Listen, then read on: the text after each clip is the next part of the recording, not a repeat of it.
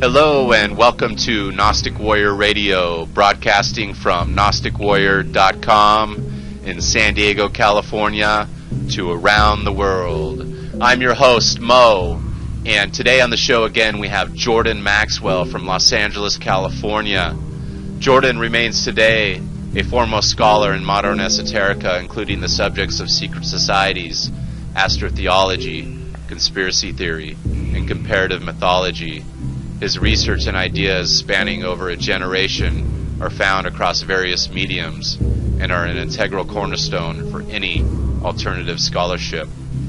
He's been an inspiration for myself. I found him on YouTube over 3 years ago, and who would have known I'd be talking to him today.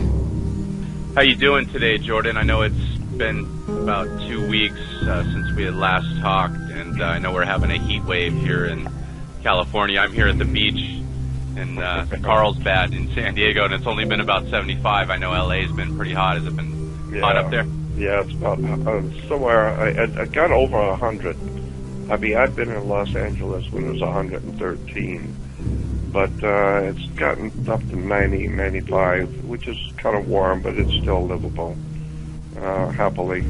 It wasn't as bad as I had anticipated. I thought from what I was hearing it was going to be terrible, but it hasn't been that bad.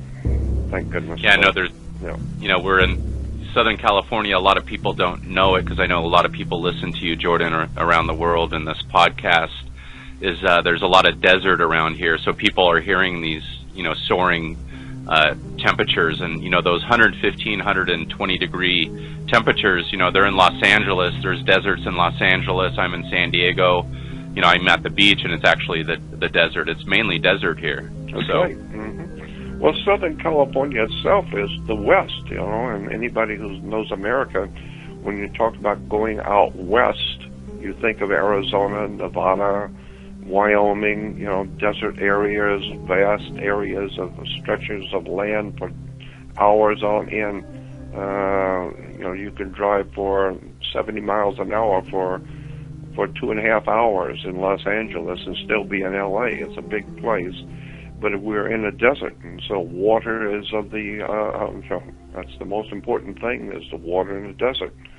Well, we have an aqueduct system here that it feeds Southern California from Northern California. It gets a lot of snow. They got a lot of snow and a lot of rain in Northern California, and Southern California gets almost none. So it works out, and but happily it works out. So. Yeah, it's interesting, how we're, living in the desert here now, and the water is, of course, shipped in, and it's similar to, the days in Egypt and the Nile, where people, just basically lived off the Nile, and they had the aqueducts going to the various cities, that they could never survive unless they would import the water there. That's right. Mm-hmm. And water is getting to be more and more scarce, especially. Just remember that there's no new water on the earth, period. Whatever water is on the earth, it's the same water that's always been here. It's never gone anywhere, so there's no new water being brought in from another planet or from another place in space. So whatever water is here, it's the same water that's always been here for millions of years, because we're inside of our little capsule, which we call our atmosphere. So there's only so much water and only so much dirt. There's only so much land and so much water inside of our capsule. And so it's very, very dangerous for life if it gets out of balance. So that's why the matrix provides, the way the divine presence made the world, is so that the water would evaporate and go into clouds, and clouds would cover us from the sun and drop water on us, and we'd have rain. So it's a fascinating and brilliant system of life that that God has put on this earth. So, but again, we live in a desert, so it's very important to conserve water. But you're right. The bad temperatures are usually out in the desert, way out in the desert. not toward the where the big cities are. I mean, yeah, and it's interesting we're talking about water because water is very important, not only to drinking, but we're made of water. The earth is covered with, and what I've been noticing, I've been actually kind of studying water lately, and the earth is covered with 70% water, and when we're adults, our bodies contain 70% water. So it's kind of interesting. Yeah, it's like as within, so without. That's right. And then all the different minerals which are in the earth are also inside the human body to the same degree. This all the different minerals that we have on the earth, it's in us.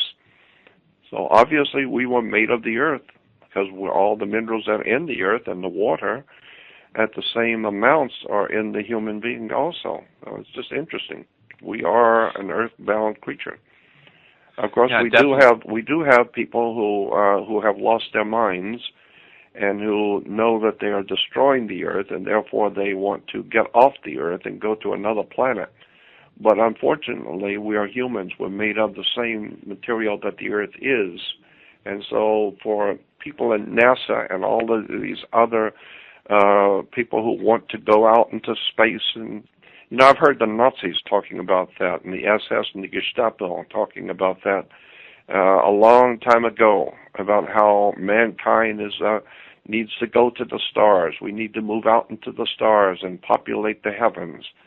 Well, unfortunately, the Nazis were a lot of things, but brilliant wasn't one of them, because we are of the earth. The same materials in the earth is in us. The same amount of water on the earth is in us. And so if we destroy this planet, which we're doing, but if we completely destroy it, then we have destroyed our own life base. And so, but unfortunately, people don't understand that. Yeah, when you just sit back and look at it, it's ridiculous that we're continuing down this path, and I don't understand that we have this beautiful earth that we live in, and some of these cities are of course ugly, but they're in beautiful areas. I live here in the beach, and we could make this earth a heaven, and it seems like the powers that be are hell bent on making it a hell. Mm-hmm. I don't understand. They're basically creating this for their future children as well. I don't understand the mythology in that. Is it? Yeah. So, and I know we've talked about this on other podcasts before. It's basically two ways we're going in the future, and you and I know that. It's either complete hell, a scientific tyrannical hell, or this is the darkest before the dawn, and it's going to be maybe a heavenly homeland someday. Yeah, well, I don't know. My feeling has always been that the only light at the end of the tunnel is a train coming, because I realize that the majority of the people on the earth, the overwhelming majority of the people on the earth collectively have no idea in the world. They have no clue as to how the world works and where it's going and where it came from, has no understanding of the history of the human race and where we've come from and all of our ancient history. And the most frightening thing in my country, in America today, to me, is the people are so blasé about everything. They think there's always been a 7-Eleven stores to go to 24/7. There's always been supermarkets and Sears and all the big corporations that provide you with clothes and food and McDonald's. There's always been here for thousands and thousands of years. So it's perfectly understandable to just keep having babies and keep having babies and keep having babies and producing more and more children and more babies and keep consuming and just keep on the way you've always done it, because this is the way life has always been for tens of thousands of years.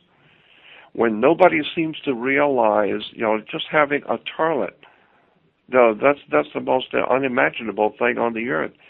The whole concept of human beings being free to do what you want to do and live your own life the way you wish to do it, that is an incredible, out-of-touch reality. I mean, there's never been a time on the earth that humans have been free. When in the world does that ever happen?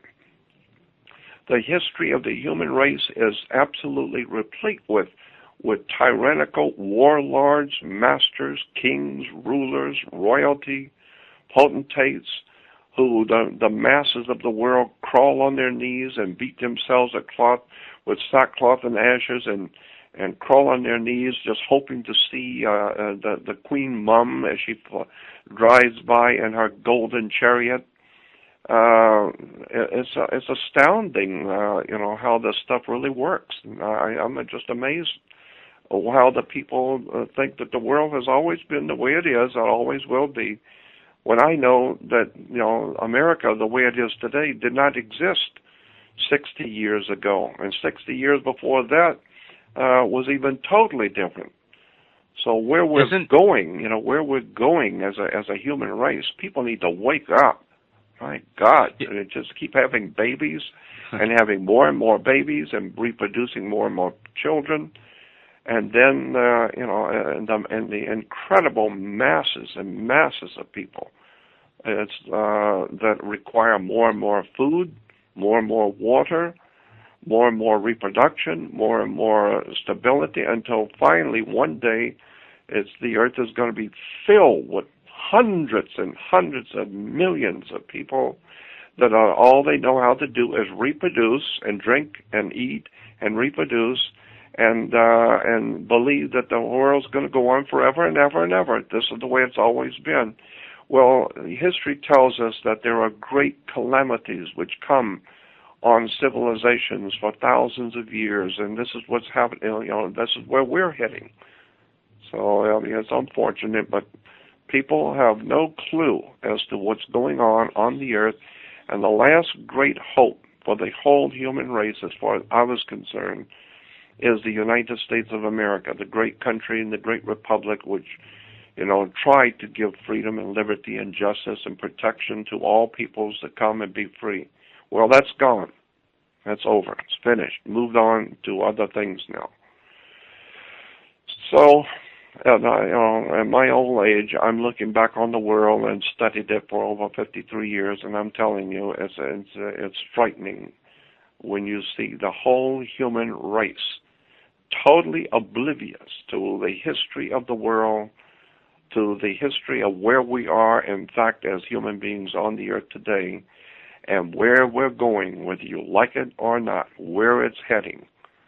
How did the powers that be get it this way? They perfected the controlling of the public via the mind and of course through the medical industry. And it seems like in America the Germans perfected it and the Nazis came over here, and it continued, and it is continuing to this day. Yeah, and right. It's basically the goal, it seems like, from day one when America was formed. I know we're essentially a Freemasonic country, and the ideal with that is that we're all brothers, and it doesn't matter where we come from, and it's kind of to forget our past. And I know a lot of our histories, people don't know it, but they're very violent.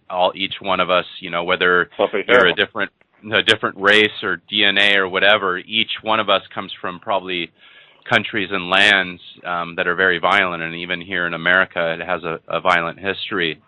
And I know part of the process of controlling the public is to make them forget about their past and just have them live in the now, boogie, have some sex and drugs and stuff like that. And it's almost like they play a magic trick via symbols and the media, and of course Hollywood. You're right there, living right in the thick of it. Yep. And right. You had mentioned in the last podcast, Nazism started there. It's essentially a big show that we got going on, and the public loves it. Yeah, the public loves it. They can't wait to see the newest monstrosity coming out of Hollywood. That's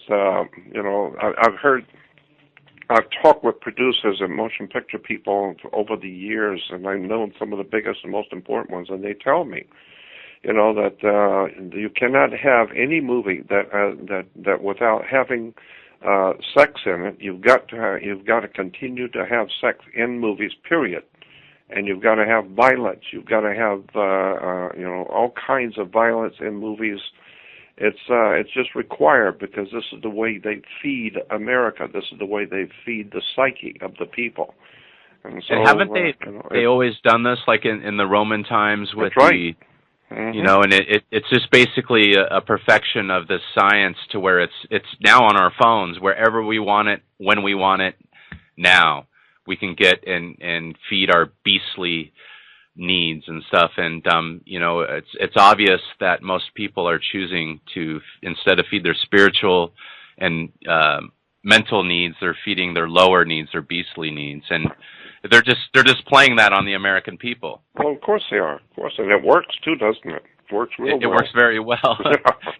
It worked on me, to be honest, Jordan, for 38 years of my life, 37 years of my life, and until I kind of awoken to what was going on, and it was just a big play, a big show. And of course, it's a show with real people, and people do die.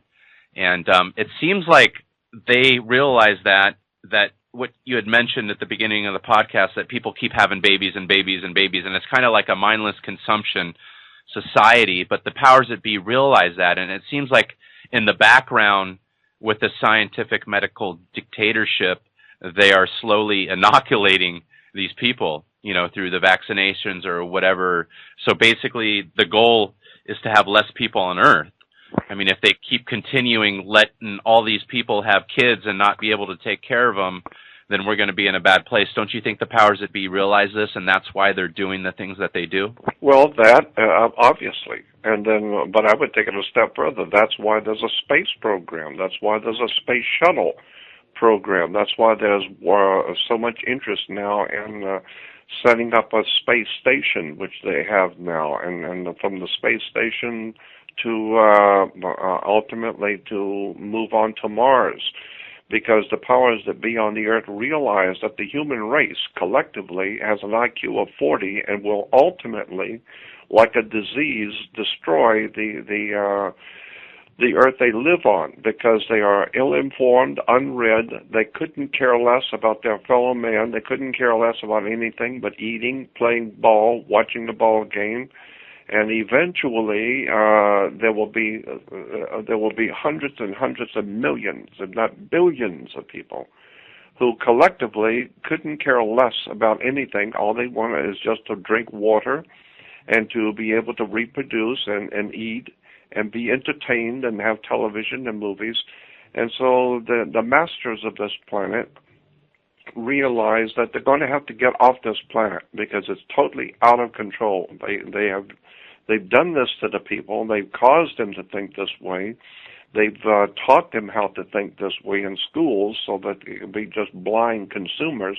But now they've got the other problem, and that is the whole world is now just a blind consumer. And the entire Earth is filled now with people who have no idea how they got here. They don't know what the reproduction of life is. They have no idea in the world where they're going once they got here. And so now there's just masses of people all over the world who are very unhappy with their situation. They are animal-like, so they are in the streets marching. There's revolutions and violence going on throughout the world. And so, I understand the whole thing from a historical standpoint, and it is, as you say, it is frightening because I know what's coming. I can see it, and the way you can see the future is to understand the past. So, and this isn't the first go around. No, not at all, not at all. There have been great civilizations that have collapsed. I mean, the Roman Empire was one of the most powerful, and then the British Empire, but before that was the Babylonian, the Sumerian, and the Egyptian, and the Hindu civilization. Mankind's Syrians, been on the the Greek. Earth. Yeah, it's the Greek, yeah. And so, but all of them always end up dying. They all end up collapsing on themselves. And the reason why is because the same identical system is employed, therefore the same identical result happens. Doing the same thing over and over and over again, never ever learning from history.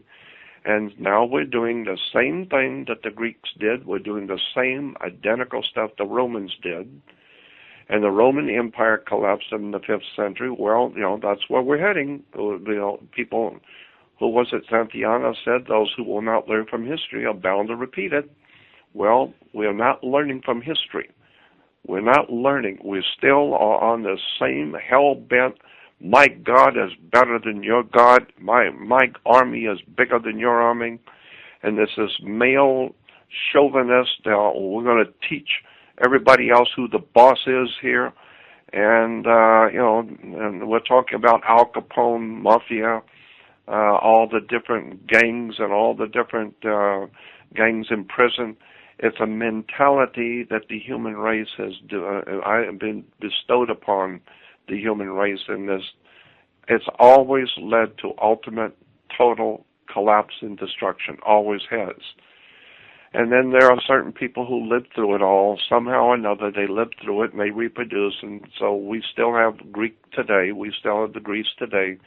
But it's no longer an empire. It's broken. It's starving, and it's in horrible financial problems. And there's still Rome, Italy's still there, but it's a shadow of what it used to be. And so America was a great empire, and it's a great nation, and it's now just falling on its knees. And I don't know, it's just very, very disheartening, because the more you learn, the more you know how much you don't know. But slowly but surely, life is repeating itself.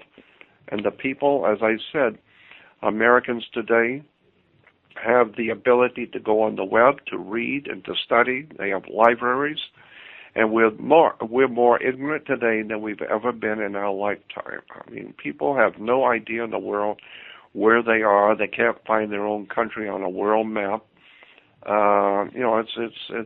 It's frightening, because I know what it implies. It implies that we are an out of control life form on the earth that cares nothing about where we've come from, how we got here, and our masters feed that to us. They keep telling us about we're evolved. Evolution is the beginning of revolution. Without evolution, you won't have a revolution. So the whole idea of promoting this evolutionary idea of Charles Darwin, which incidentally, Charles Darwin had nothing to do with the theory of evolution, period, is a lie, a bold-faced, arrogant lie. He had nothing whatsoever to do with evolution at all. I mean, I'm just amazed at the lies that Americans have been told. There was another man who spent his whole life studying the life on the earth that Charles Darwin's family financed. The Darwins of England were very wealthy people. Charles Darwin was a very wealthy man, but he lived in England. He never went much of anywhere. But there was another man whose name was Wallace, and I think it was Henry Wallace. But this guy named Wallace himself was a scientist, and he spent his whole life studying insects, animals, the conceptual idea of evolution of the species. He spent his whole life doing that, but the Darwin family financed him because they saw in it the possibility for the use of this concept in political, sociological use for evolution. But they knew nothing about it. They were financing this other guy. And when he died, Charles Darwin went into the Caribbean, where this guy finally ended up and was dying, and picked up all of his papers, all of his research, all of his materials, all the parts of animals and insects, packed it all up and took it back to England, and took all the paperwork that this guy Wallace had written and published it as if it was him. He did it. And so today, Americans and all over the world, we look at Charles Darwin, the father of evolution. He didn't do nothing. He wrote nothing. He didn't know anything about the subject. But, Americans, we still follow the evolution of Charles Darwin, never realizing he never wrote a thing. It's That all seems a like lie. It's all a lie. It seems like when you study history, real history on your own, you find a lot of stuff like that. Is what we've been fed is not really the truth. And yeah, right. what I find interesting, Jordan, though, is that we can find this stuff on our own, and they allow us. It's like they have the game being played on everybody. And I know when you talk about all these people that are doing this, it's not, of course, all the listeners to the show, but it could be some of you. I don't know you, but there's a lot of you out there that I know this doesn't apply, and you want to know where we come from, and that's why you love listening to Jordan, and he gives you this information. But he's really addressing, 95, 98% of the American people, and I'm sure a lot of other countries have the same kind of people that are basically just walking zombies, right? Mm-hmm. Yeah. But there's, of course, the people like yourself, Jordan, and then myself, I feel like I finally woke up, and it was on my own, and it wasn't some education I received. It was this something calling inside of me. What makes us different than these other 98% of people, Jordan? What makes it, a man such as yourself, 73 years old, you're sleeping on a floor in someone's house that's nice enough to, lend you a room, and, you don't have anything, but you're somewhat happy, but you're not, but you are, and you don't need all this bullshit that everybody else has. Why are we different? Well, that's best explained by understanding the difference between a disciple and an apostle in the Christian sense of the word. In the ancient world, the two concepts come out of the ancient world in relation to theology, and that is an apostle or a disciple. A disciple comes from the word discipline. It means somebody who is studying someone's work. So if you're studying a particular man's work, you are his disciple because you are disciplining yourself to study him. So that's what a disciple is, someone who studies someone else's work. But the word apostle simply means, in the ancient Greek, the word apostle means one who is called out. One who is called out. Suppose there was 100 men in the military standing at attention, and the general drives up, and everyone's standing at a rapt attention, and the general gets out, and he points at you and said, "You, yeah, come here. Everybody else is relieved. Everybody else can leave. You come over here." So you've been called out. That doesn't mean it's good. It just means they picked you for one reason. So this is what the scripture says, that the great spirit that we call God, the thing that all mankind calls God, the divine spirit picks you. You don't pick it. And I've said the same thing. I've given the illustration that if you are drafted into the military, and the first day you get off the bus, the very first day in the military, you get off the bus on on the military property, and the officer there, when you get off, the first time you're meeting an officer, you say to him, "Look, since I'm going to be in the military, I need to go to Washington, D.C. and work with the Joint Chiefs of Staff." They will then send you into, take you out behind one of the big buildings and beat your brains out to teach you that you don't tell authority where you're going. Authority tells you. You don't tell the authority. And if you're going to go to Washington, D.C., they will call you. You don't call them. Well, the same concept is true in relation to humans, in relation to their God, in relation to the spirit world. You don't decide that you are going to study and you're going to research this and that. You're going to learn this and you want to know. You don't have that. The Spirit calls you. That's the difference between a disciple and an apostle. An apostle is one who is called out by a higher power. So that's why there are certain people who are called in this world, and we say that they have been called.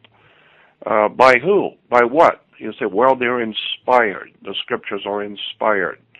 Or Leonardo da Vinci, Michelangelo, and and Nikola Tesla, and Albert Einstein were inspired people. That's right. They were inspired. By who? I have no idea. You'd have to understand God, and I don't understand God, but I understand inspiration. And so they call that, Jordan, sometimes the divine intelligence, the Godhead, right? Yeah, they were able to connect to that. That's why they were so inventive, is this divine consciousness, that they were able to block out the clutter and the chaos in the world and tap into it, and then be channels and conduits for us on Earth. That's right. That's right. And each one of them paid a horrible price. Each one. Anytime one is called out by the Spirit to do something of extraordinary work for the rest of the human family, that person, whoever it might be, is going to pay a terrible, terrible price. It's the way the world works. It's a commercial universe. If, so to speak, if God is going to give you something to do, you're going to pay for it, and you're going to pay dearly. And so all the people who have really done something for the human race have had to pay terrible price to do it. And we essentially live in a world that it's not, of course, a spiritual world. It's more ruled by, what people might call Satan. And it's materialistic, and people like Nikola Tesla and other people that you had mentioned before, the gentleman with Darwin. It seems like the government, the powers that be, kind of, they let us do what we need to do, and if we're on to something or something big, they kind of snatch it up, whether that be Brzezinski and his cancer cures, or the electric cars, or the Teslas.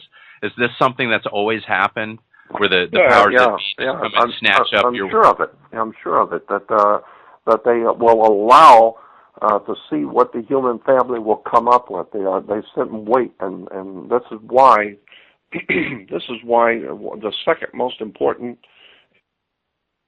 I was reading an article that said the second most important invention in the 20th century was the IQ test. The first most important invention was plastic. The second most important invention in the 20th century was the IQ test. And the reason why is because the powers that be on the earth know that there's going to be individuals who are extremely bright at birth, and they know that. And they will produce magnificent, brilliant things, so they know that. So they will keep track on the brilliant ones and give Bugs Bunny and Big Top Pee-wee to all the rest of the people, but they know that there are certain people who will produce great, wonderful ideas and concepts that the government can use. And so they want IQ tests to see who are the smart ones, who are the ones we're going to use, as opposed to who are the ones that we're not even going to care about one way or the other. Let them go out and die. And so that's why we have inventions, the Royal Wrights and Nikola Teslas and all these other people. But it's always the masters who own the earth who will use it for their own, for their own good, for their own purposes. They don't let the human race have it. That's always been the case. What's your knowledge on, the masters, the powers that be? Of course, the German government at one time were big on the occult, and the United States is a Masonic country, formed country, and they're also big into the esoteric and the occult. Are the same powers that be in control around the world, or is it just various different factions? Some people say it, they call it the Illuminati, and then you have the Zionists, and then you have the Catholic Church, and it just goes on, and the Bilderbergers. It's I know it's all that, and is it one faction now, or is it the United Nations? Is it NATO? What is it? Are they all? I'll tell you what I think is actually going on here, and it's not of the physical world. It's of the spirit world. There's something going on that's cosmic in proportions, not political. It's cosmic, meaning that there is a spiritual world that is equally as alive as you are, like Art Bell used to say. But it is actually in control. And so I believe that there is something to this idea that Christianity has been talking about, that there are spirit entities here. The Bible calls them demons, or we call them poltergeist spirits, devils, demons, ghosts. apparitions, but whatever it is, they are intelligent. We see them, we see the outcome, and like the Knights Templar said, as above, so below. They were saying that whatever it is that's in space out there, whatever it is that's in the other world, it's affecting us. And so I think that's the biggest problem, is that the human race is being run into the ground and destroyed by unseen forces, unseen spirit entities that that all the great religions and philosophies of the world talk about, the spirits and the demons and the gods and the poltergeists, as I said, and ghosts. So there is something to that we are, as humans, at the mercy of some unseen dark power that's come here from somewhere else or is indigenous to this particular planet. But nonetheless, it is able to control and manipulate, exploit, and to has its own dark, evil will over the human race. And it gives power to individuals. It gives powers to those people who want that kind of demonic power. The people who are in power today around the world are in power because they want that power. They want that feeling, that rush of an absolute totalitarian dictatorship power. They love that, and even the regular people in the street, men will have that same kind of thinking over their women, that they want to be in total control, and they are in control. And so we see that in the human race.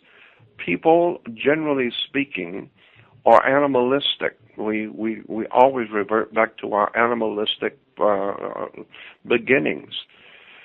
And that's a whole story in itself. I mean, I was in business with Zecharia Sitchin, and I used to sit and talk with him about the Anunnaki and about how we were created and all of that. It's a very interesting story about that the Bible is telling you in the first few chapters of the first in the Old Testament is telling you something about how we were created that the church has never taught, ever. There's stuff in the New Testament and the Old Testament that the churches have never, ever, and would never talk about.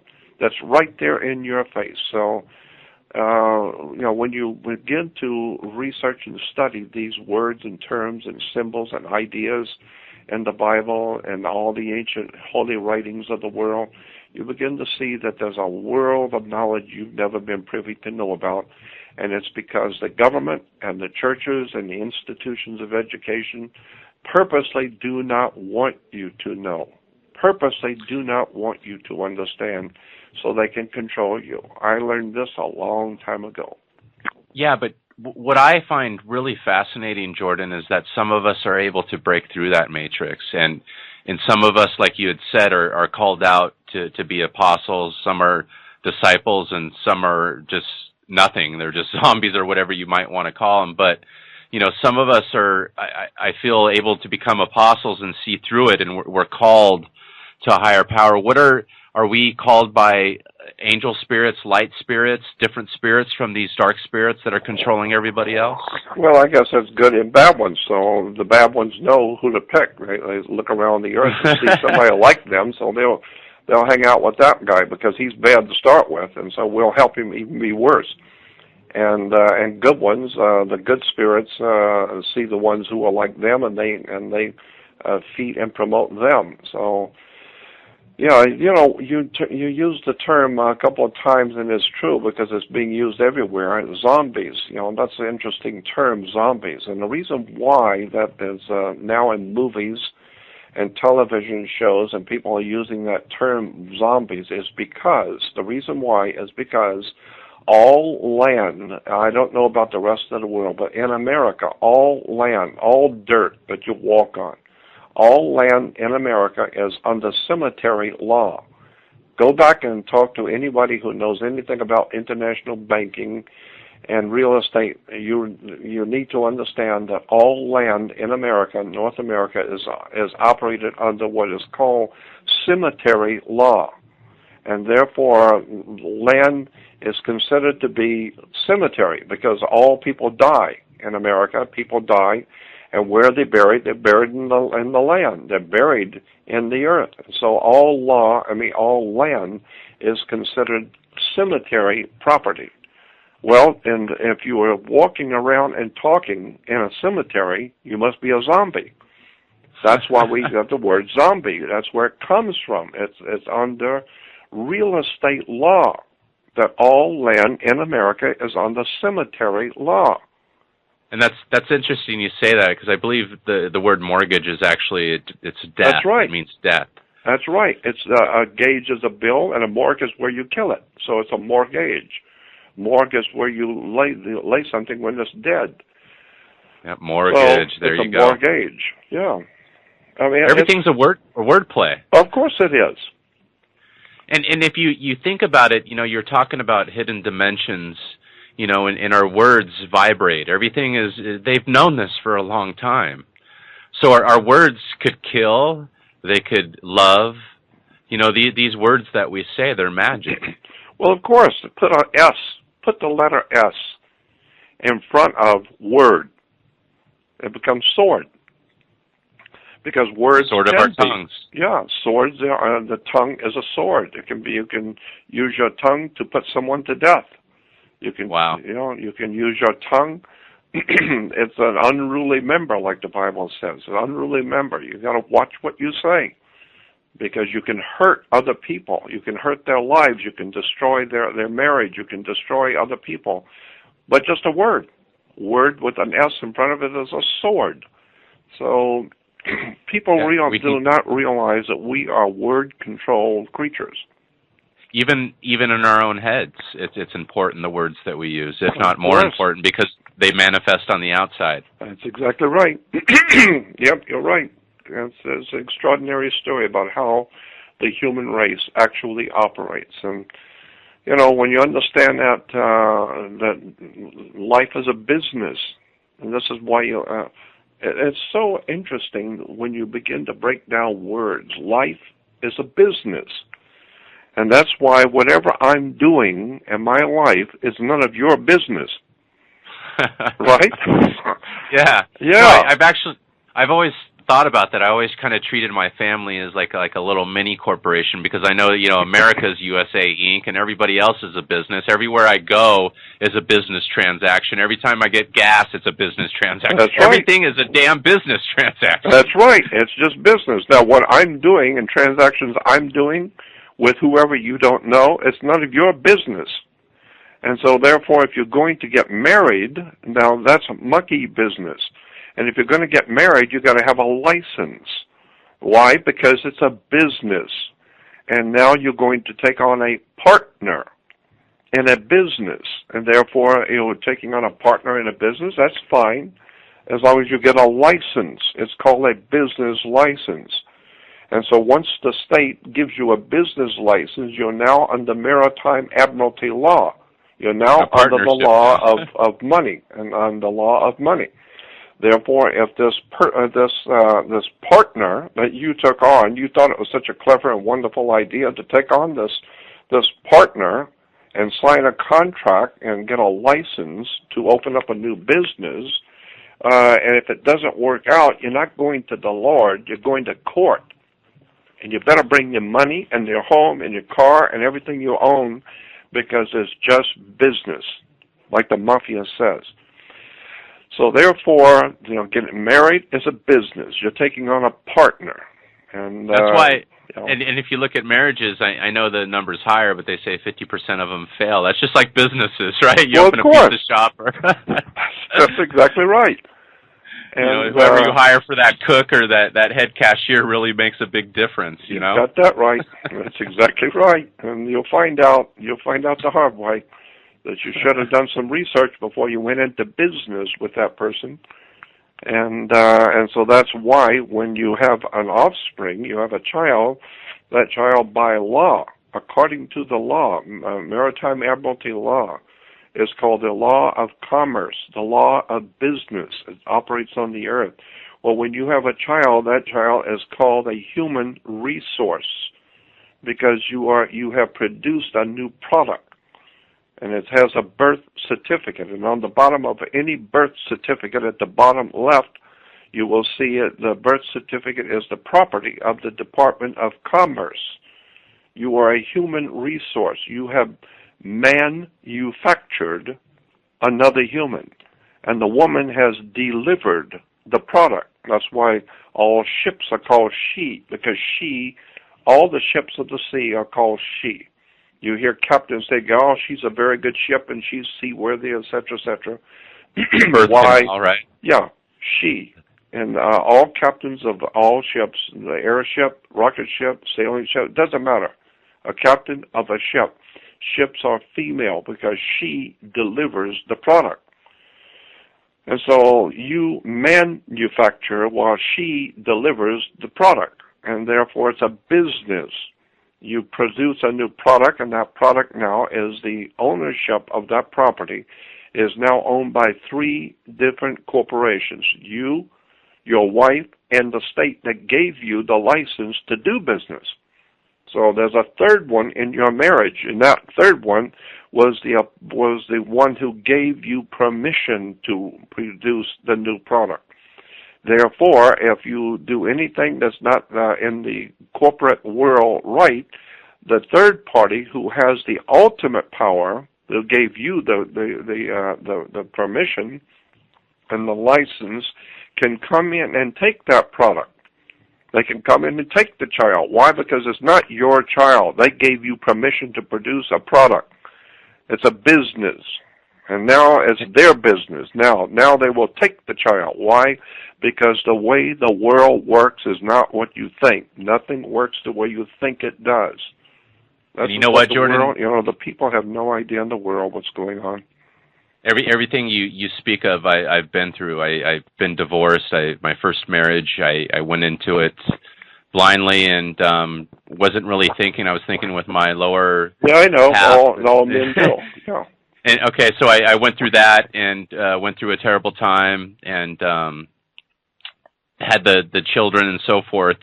And everything you're talking about has happened, basically. Even the state coming in and the taxes and then the child services and all these different things I've dealt with, and it's a reality. And you realize that once you're in the system, you get so caught and stressed, and they're coming at you from every angle.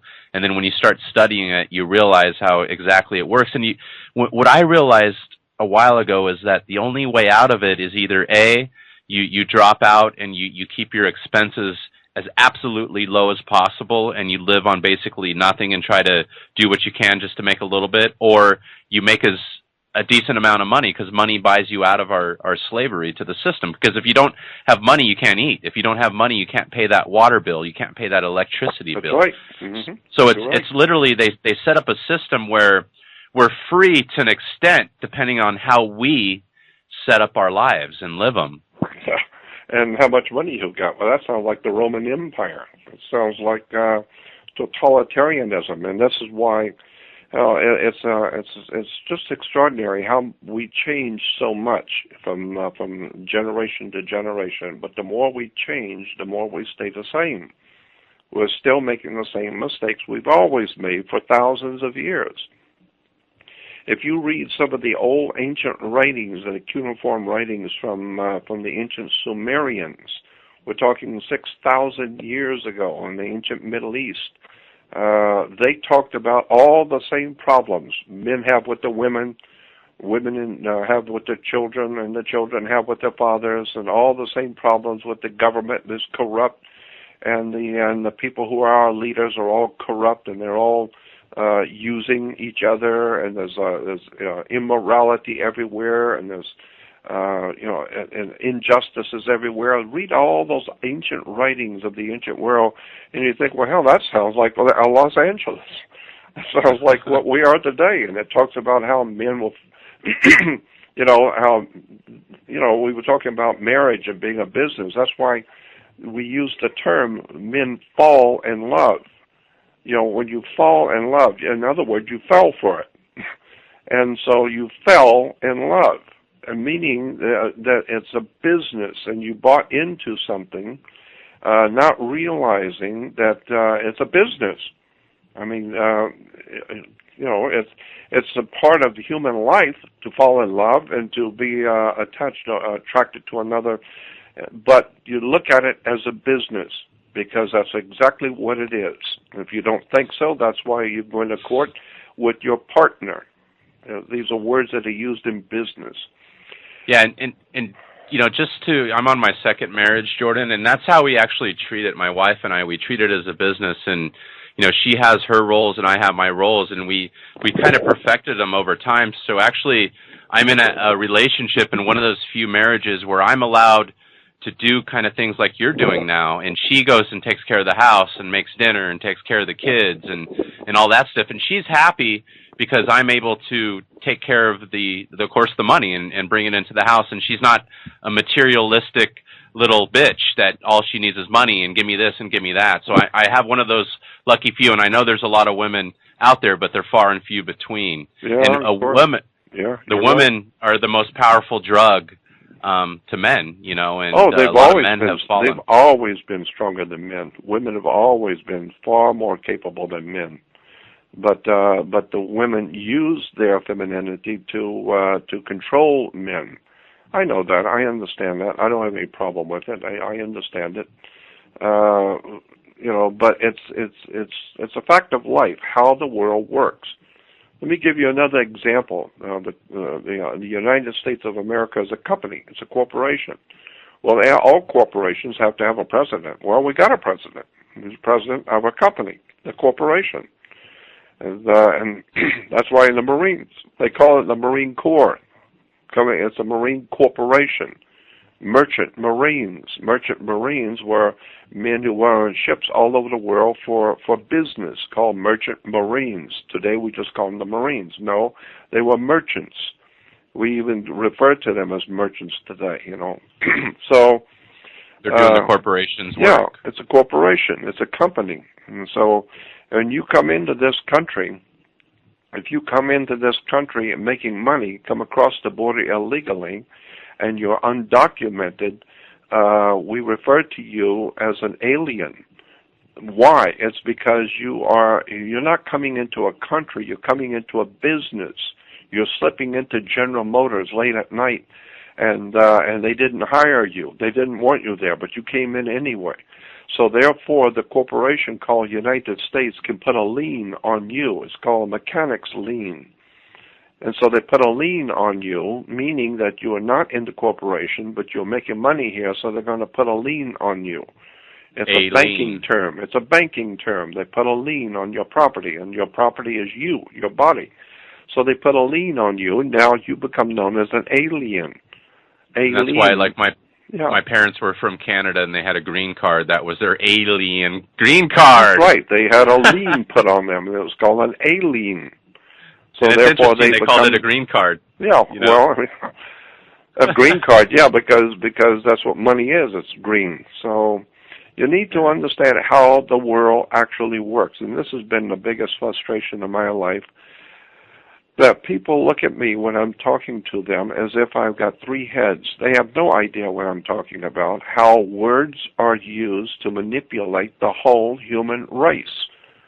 And when you start seeing how the English language was developed, how the English language was put together purposely as a design language, and it's just extraordinary when you see how words have manipulated the whole human race. And that's what, we have the choice once we learn these things to either use it for good or use it for bad. And of course, a lot of people choose to use it for bad and for their own selfish materialistic gains. And of course, people such as yourself, Jordan, like I said, it's not in you. It's just something you could have done. You could be a millionaire right now, and you could be in your own mansion and be in your own InfoWars cast if you wanted to. Yeah, but I couldn't do that because it's not who I am. My mother taught me better. My family taught me better. So it's just extraordinary how much people don't know.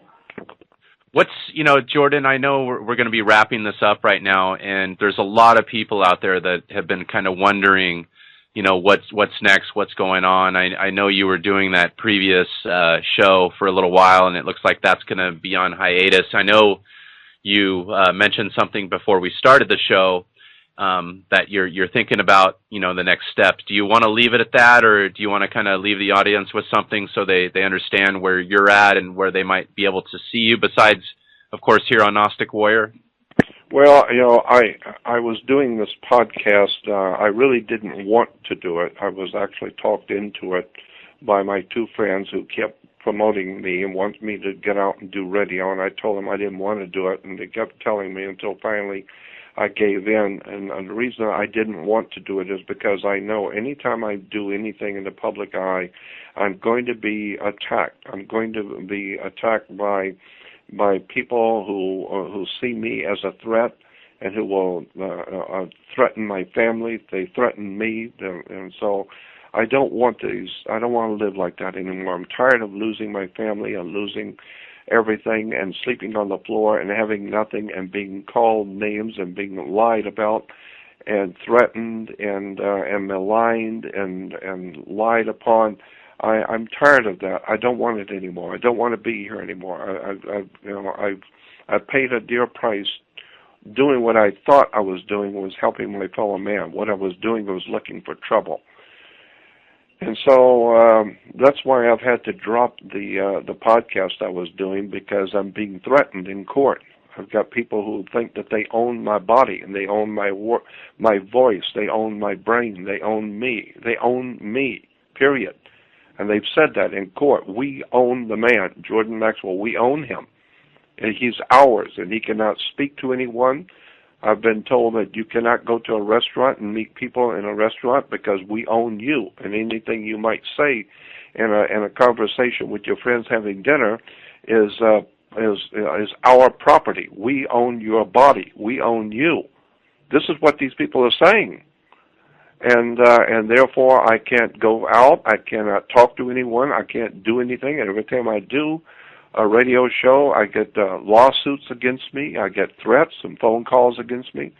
So this is the kind of thing I have to put up with in my daily life every day, and so I've come to the point at 73 years old, I'm too old for this, I don't want to do it anymore. I don't like being threatened, I don't like, spending my whole life digging up information that the world needs, and now I'm being threatened day and night on the telephone with lawsuits, all kinds of criminals coming after me to keep me quiet. So I've gotten to the point at 72 years old. I'm just too tired to fool with this anymore. I give up. I'm giving up, and I do the show with you because I love the idea of Gnosticism being understood correctly. Gnosticism is simply the word knowledge. People who are seeking knowledge are going to pay a terrible price for doing it. So that's who I am, and that's what I do, and that's where I am today. I am continually under attack, and I'm under attack right now. And so that's why I just decided to drop out of the radio show I was doing, because the radio station is going to be sued. The people who are helping me have got the lawsuits against them. The nonprofit organization that wanted to help me, they're getting sued. Anybody who wants to step in to help me, gets sued because of these people who are criminals who want to sue just to keep me from saying anything, keep me quiet. So it's an extraordinary life. It truly is. But I have always believed in the Great Spirit, and that's why I keep just doing what I do, realizing that one day the truth is going to come out of who these people are and what they've done and what they're doing and and the importance of all of it. So I just keep plugging along, but I am dropping that show because I don't want to be sued anymore. Yeah, and that's just so you know, listeners, and I know a lot of people already know that was the Jordan Maxwell show.com. So he's going to stop doing that. I'm not afraid of these people, Jordan, and I know we're not charging anybody. I'm not asking people for money. There's nothing going on here. This is basically the Gnostic Warrior. It's the Knowledge Warrior, and that's what Jordan has been all his life. And you look at what it leads to. It's not a pretty thing, and I've had things happen to me. This isn't a show about me, but I'll discuss those in the future. It's not an easy life once you get into it, but I couldn't live any other way. One of the good things that I did is I learned how to master business. I walked on the line of Satan, and I was ruled by it, and I wasn't ruled by my spirit. And I finally got called by it, and I feel like I am one of those people, and I hope that I could help carry on, Jordan's work. And there's a lot of things that he wants to share with the world that I know, and I hope that we can do in the coming years if Jordan and I can work together. And I'll come out to LA and see what we can do. And I'm not afraid. I feel like I've been called, and also something else is protecting me out there. And again, I could be again. I feel that, Jordan. When we had met a couple weeks ago, I felt that from you. And I know that sometimes you say, of course, you're in fear of your government, you're in fear of this, because you know exactly what they could do. You don't fuck around. Yeah, I know. People. I know exactly how government works. I know how commerce works. I know how the world actually works. It took me 53 years of studying 24/7 to understand how the world works. I know how it works. But now I discover I'm in a country that nobody knows what I'm talking about. So, it's just it's a poor life. Yeah, it's a poor life, and we live, like you said, in a world of commerce. And it's a hard life if you don't have money in this world, and it's getting tougher and tougher with inflation. No, that's why I just sleep on the floor. I don't own anything. I've got nothing. I just live from day to day, mostly from just contributions or anyone who comes over and sees the way I live, and that's the way I live now. My whole life. I've been homeless since 1989. I don't have a home. I have no place. I've been homeless since 1989. So. And I know, Jordan, you've given out your email before, and I want to give it out to people that just want to give Jordan a donation, a small donation, that you've been listening to his podcast. Those people out there that haven't reached out to him, whether it's $1 or $5, $10 or $20. Preferably if you could do 20. Send it to Jordan Maxwell. And when you send it, he gets probably 100 emails a day, and he can't, of course, answer every one. So if you send him an email, put donation $5 to Jordan. And that way he knows for sure what's going on, and he could respond to you. And his email is Jordan, Jordn. It's not Jordan. It's just Jordn Maxwell @gmail.com. And again, put donation in the subject line so he knows it's someone out there that's listened to a recent podcast that's willing to help him out, because he's not getting donations anymore from the Jordan Maxwell show. Everything's tied up. He's going to court here in the near future. So if you could do that, please do so. Is there anything else you want to let people know, Jordan, until next time? Well, the reason why it's Jordn is because the people who are harassing me and suing me have bought up everything that has Jordan Maxwell on it. JordanMaxwell.everything has been bought up. All the email addresses have been bought up, so that these people now own everything that has Jordan Maxwell name on it, period. No matter what it is, has Jordan Maxwell, I don't own it. They bought it up because I don't have any money to buy anything. So they bought it all up, so they own the name. They own it all, period. And I have nothing. I just sleep on the floor with nothing. So these people are criminals. They have bought up all my names, so I can't even use Jordan Maxwell anymore because it doesn't exist. They bought them all. So that's why it's Jordn. That's the closest I could get. Yeah, Maxwell @gmail.com. And again, he had a lot of products he had developed over the years and created. I mean, there was 30, 40 years of products on there. And don't go there and buy anything from his old websites. If you're going to donate to him, please donate to his email. He's going to be on the show here in the next couple weeks. And then we might have some other things coming out depending on what Jordan would like to do. But it's going to be nothing to do with money or commerce or anything but knowledge and Gnosticism. And Jordan, take care of yourself. Yep. And have a good one, brother. You too. And we'll be talking soon. Bye-bye. Yeah, definitely. Bye-bye.